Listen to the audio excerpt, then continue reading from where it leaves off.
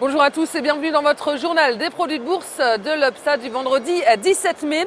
Paris termine quasi stable à moins 0,08%, ralenti par les mauvaises statistiques européennes. Et la place parisienne a tout de même atteint un nouveau plus haut annuel en cours de séance à 3 984 points. Le CAC 40 résiste plutôt bien compte tenu des mauvaises nouvelles économiques récentes. Et comme les autres marchés, Paris se raccroche à la poursuite des politiques de soutien des grandes banques centrales.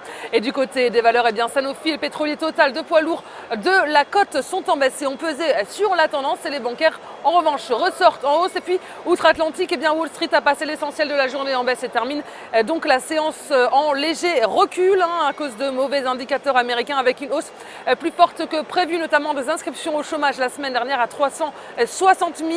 Forte chute également de la construction de logements. Et puis, autre mauvaise nouvelle, toutes ces statistiques décevantes, les marchés n'en tiennent pas vraiment compte. Ils comptent sur le maintien de la politique monétaire ultra accommodante de la Banque centrale américaine pour donc soutenir la croissance. Et du côté des valeurs sur la cote américaine, le numéro 1 mondial de la distribution, Walmart, est en baisse après une hausse moins forte que prévue de son bénéfice trimestriel. Google lâche 1,06%. Le géant technologique a annoncé le lancement de son service de streaming de musique.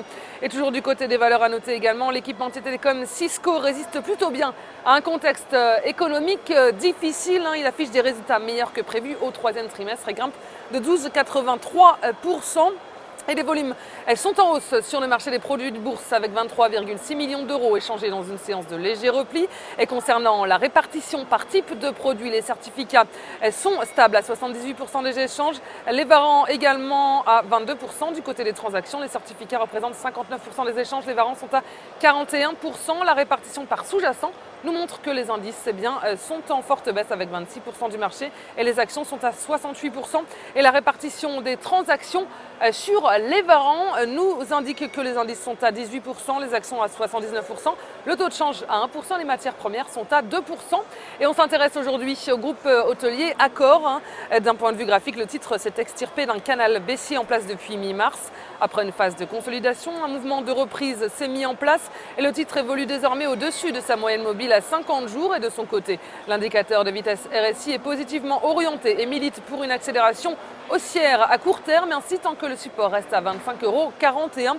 Un retour vers les plus hauts annuels à 29,60 € est attendu. Et la stratégie qui vous est proposée pour jouer cette valeur, c'est l'achat du Varanco Accor à 4 530 têtes d'Unicredit au prix d'exercice de 27 € et d'échéance au 6 décembre 2013. Voilà, c'est tout pour aujourd'hui. Passez un excellent week-end et on se retrouve lundi.